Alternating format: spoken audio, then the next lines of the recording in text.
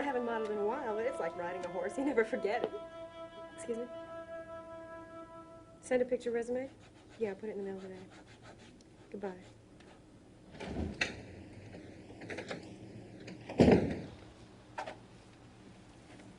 Hi. Hi. Who was that you're talking to? The reception hall? What? Funny thing today. Everywhere I went. Congratulations, Russ. Sure happened fast. Russ, what are you talking about? Kingsley College thinks we're getting married. You don't know anything about that, do you? Come on. We're living together. Everyone's going to assume we're getting married. When a couple lives together, married is exactly what they don't get.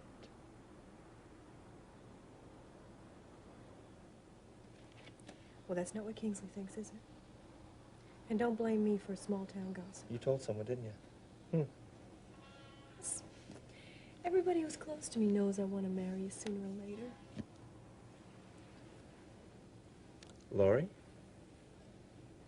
You told her, didn't you? Because she was all excited about her engagement. You needed to have a little dream, too, huh? Russ, you're really treading on thin ground right now. Am I? Look, I've been working my tail off all day long, calling up every PR department, getting my face slapped by every agency. I don't need for you to come home and call me a liar. But you did it, though, didn't you? Well, so what if I let something slip? So what? So what? You're pushing me, that's No, what... I'm not pushing you. Everyone think we're getting married. Well... You walk around and act like we're getting married, so I'll have no choice but to get married. Isn't that it? Don't worry about Laurie. She doesn't have a thing that we don't have. Man, she's on the rebound, in love with a wedding. Besides, you and I, we've got each other, okay?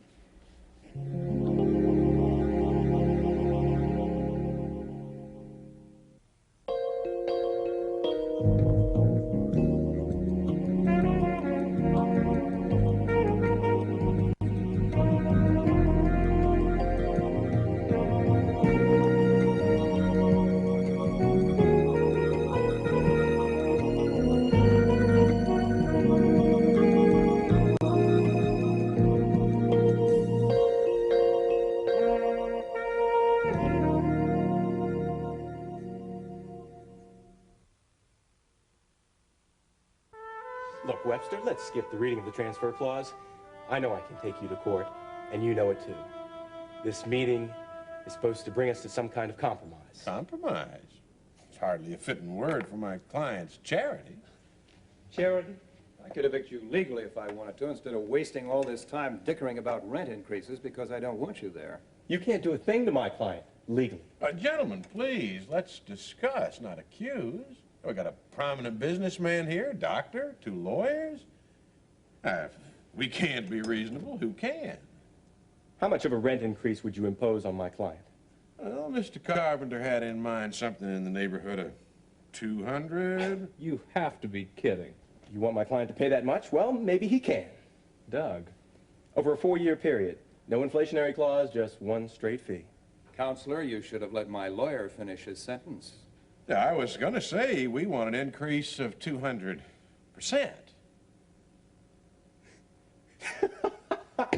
200%?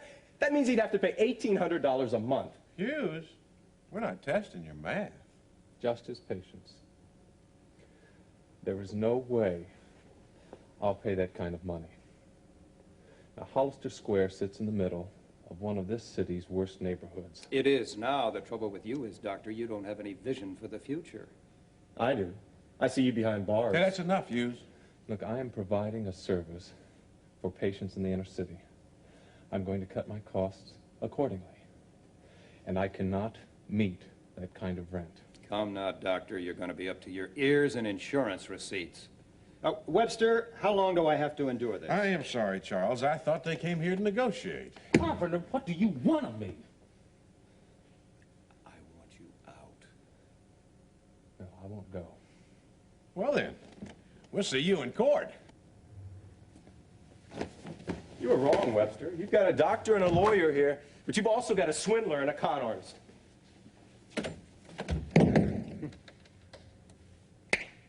Swindler or con artist?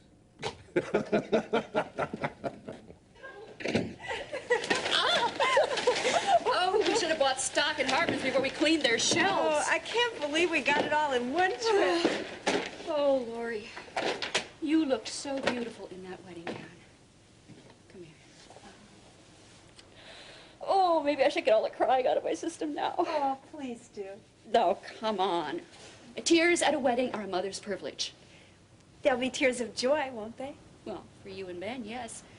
For me, you are my only daughter. Maybe I can pay you back with some granddaughters. Ooh, this is moving too fast for me. It started, Mom. What? You only have a week left. That's normal. It's not just the wedding, Mom. It's Ben's new practice, the trouble with the lease, and Dad having to pay for the ceremony. Now, we've saved enough money. Don't worry about it. And Ben's practice is going to take off. Before you know it, you'll miss the days he had so little to do. I really love him, Mom. And I want our marriage to be just like yours and Dad's. I mean it. You've given me the perfect model. Not perfect, but a pretty good one. You know what scares me the most? Opening up your life and letting someone in there to stay. How did you know? I know you. Lori, some girls worry about silly things like homemaking and cooking. And other girls are afraid that their husbands won't make enough money or be faithful. And you're afraid that you're not going to have any more doors to shut. You must be eavesdropping when I talk in my sleep. Honey, let me tell you something. There will be doors that you can shut through bitterness, fear, and jealousy. I mean, you think that by marrying Ben, you have to open yourself up to him every day. Well, you don't have to. But I hope you do. I'm not fishing for compliments, Mom. I really mean this. Sometimes I think that if I let Ben get to know all of me, I won't be good enough for him. Just remember one thing, Lori. You and Ben have both given your hearts to the Lord. And that means as you get to know one another, He'll be there to help you understand each other, faults and all. Oh, Mom, you always know just the right thing to say to me. I'm going to miss you. I know. I'm going to miss you, too. General manager? You're not interested? No, I'm very interested. It's just that I had no idea that you had me in mind for such a position. Well, bear in mind, it'll be a small station, one that may take years to develop into a true competitor in local markets. Mr. Davidson, tell me, what do you think would constitute a good station? Well, to be honest with you, I really haven't given it much thought. I suppose it would be run like a good news department. Honest, equitable, serving the public. And there are those commercial considerations, I suppose, that take precedence over all that idealism. Well, I said we were purchasing the station for a variety of reasons. The greatest of those is taxes. Of course, we do want the station to succeed. But you may find that we're not as zealous for profit as, say, WRD was when they dissolved your news show. I have a question about that. Could you explain your role in WRD's investigation into organized crime? Well, it wasn't really their investigation as much as it was mine. In fact, that's probably one of the reasons I was dismissed. The investigation was a failure? Commercially, yes. Didn't get the ratings. I think you're being overly modest. Mr. Davidson, I've spoken to the prosecuting attorney on the grand jury investigation. I think you've done this city a great service. You single-handedly spearheaded this whole drive. I think you overcame a reluctant police department, personal threats, and an indifferent public. Well, next time you should write my resume. Well, I withdraw my reservations. Well, then we're in agreement. The job is yours for the taking, Mr. Davidson. We'd like you to be our general manager. May I have time to think it over, sir? Certainly. Can you get back with us tomorrow? Yes. If not sooner. Thank you, sir. I saw them trimming the hedges down at the church when I drove by last week. They're getting ready for you. There's so much to be done. Have you thought about the invitation list? Oh, I keep putting that off. I suppose that's one of the first things I should do. Problems with Becky and Russ? I told her a long time ago, when Russ and I were almost engaged. that I wanted her to be my maid of honor. Well, you'll make the right decision. I got it! I got it! What? You got the job? They want me to be the general manager of the station. Oh, so happy! Well, sure, now your wedding's paid for. Terry, the Lord took something away from me, but he gave me something twice as good in return. Yes. Well, I'll let you two celebrate alone. Stick around. It's good training for married life. God, the soup's gonna boil. See? Married life. Oh, by the way, I told him I had to think it over first. I have to call him back. Wasn't that what we just did? You don't think I should take the job? Wait, I'll get to the phone quick before they change their minds.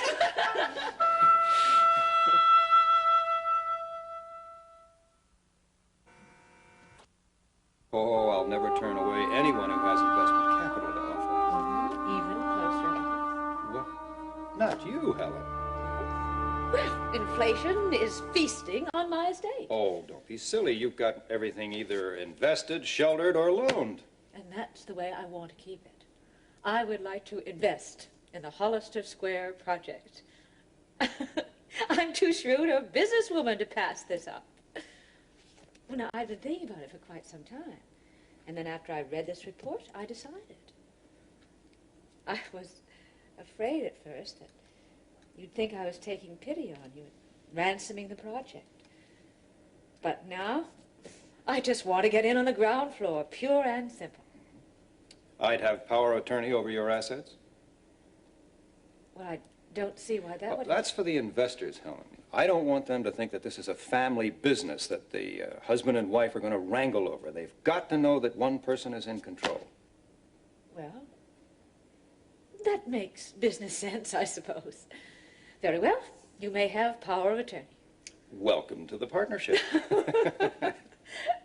I do have another reason for investing. Oh, of course.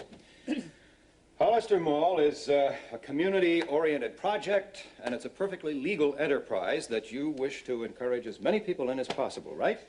Brilliant. You don't have to worry about me, Helen. I think I've really found my niche. I'm tired of all that plotting and conniving. Now it's nose to the grindstone. It's so good to hear you talk that way. Oh, that's the old Charles that I love so dearly.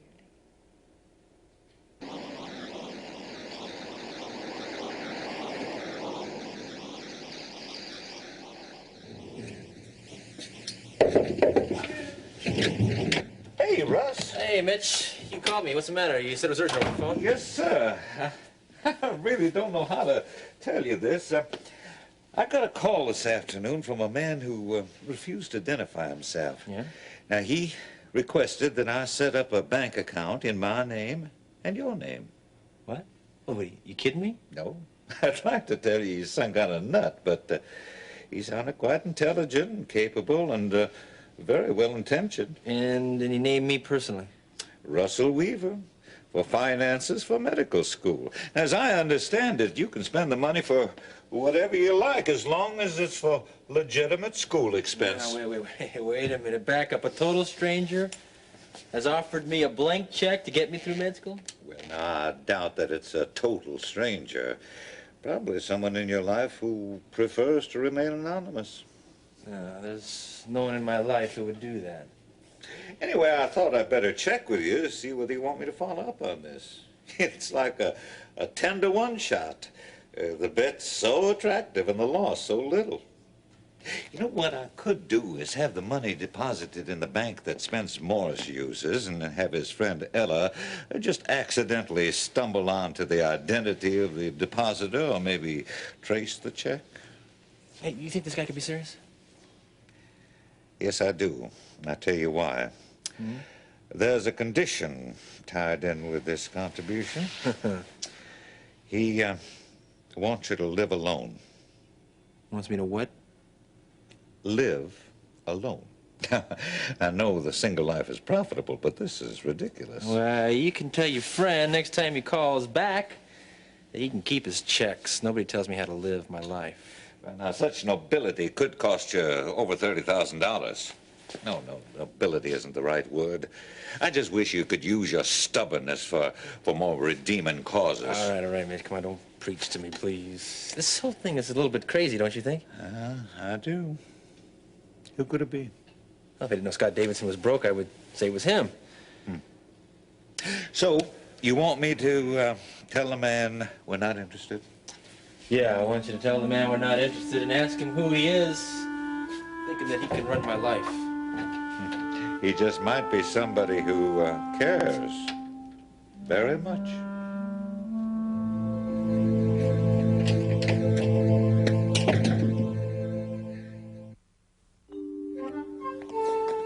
You can put them on the desk, Francis. Gee, this must be some term paper you're working on. I'm glad I got the deadline extended. Listen, I want to thank you for renewing the books at the library for me. Oh, it's my wedding gift to you. That reminds me, you're invited to the wedding. Me? And a date. Maybe I could borrow a bridesmaid. Hi, you back? Yeah, Dad just drove me back. You should see the wedding dress that Mom and I found. Well, you're right. I should and I will. Hi, Francis.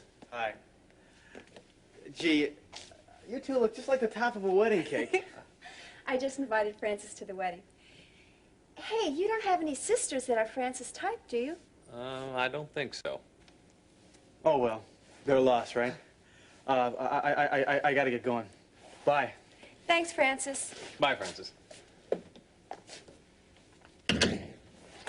Hi again. Hi. Come here and sit down. I have a surprise for you. I bet you don't. Oh, so you think you know what it is, huh? That is a giveaway. My mother sent me this. It belonged to my grandmother. My family and I would be pleased and honored if you would accept it as an engagement ring.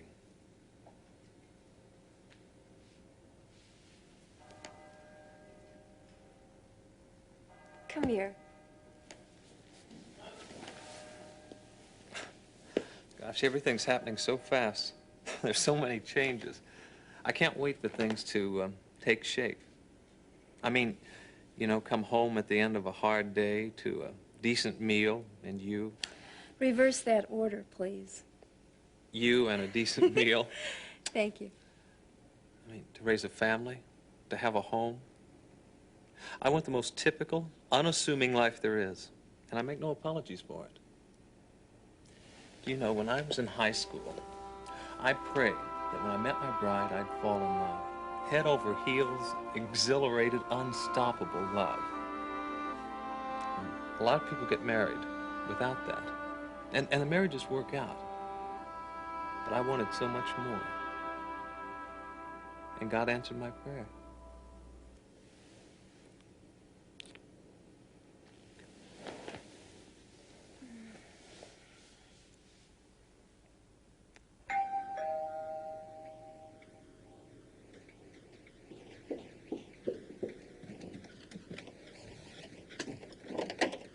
We have encyclopedias. All right. Are you alone? No, I got the Steelers front line upstairs. I think it's time we had a talk. I figured as much. With the wedding on, you just want everything to be nice and sweet, don't you? What I have to say to you goes beyond that. Would you sit down, please? Make it short.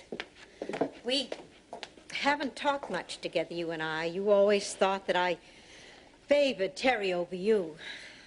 I tried very hard to keep that from happening. Maybe I failed, but there were reasons why I acted like I did. Do we really have to go through all of this? Look, I am trying very hard to smooth over our relationship by being completely honest with you. Just get to the point, will you? Nancy, I'm not your mother. Your dad had an affair with another woman. She didn't want you, so I took you in. Nobody knows about this. I decided it was best to keep it even from you. I wanted to bring you up as my own child. Maybe I was wrong in keeping it from you. Nancy, will you say something? What do you want me to say? Oh, Mommy dear, how could you? You're even more unfeeling than I imagined. Yeah, smarter, too. I knew all along. I don't believe you. Daddy got drunk on my 16th birthday and told me everything. What a birthday present. He would have said something to me if he told you. Yeah, maybe he forgot. You're lying. Elaine Hellinger. She was a hostess at the Franklin Lodge Inn. And according to Daddy, she had the deepest blue-green eyes that you've ever seen. I'm sorry I can't just throw myself into your lap and forgive you, Mother, but it's much too late for that. Now you know why I never trusted you. You might have told me you knew. Mother, that's the only ace that life's ever dealt me.